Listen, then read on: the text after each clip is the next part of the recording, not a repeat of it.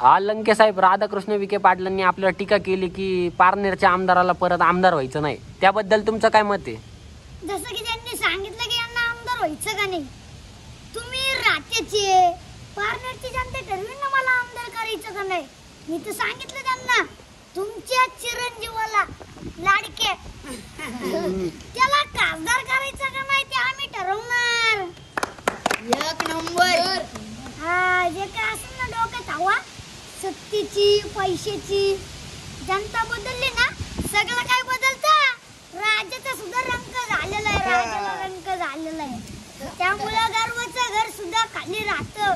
मी आता ऐकलं इंदोरीकरांचं जायकवाडीचं 105 TMCचं धरण सुद्धा कोल्ड झालं. हा सगळं निसर्गाचा नियम आहे.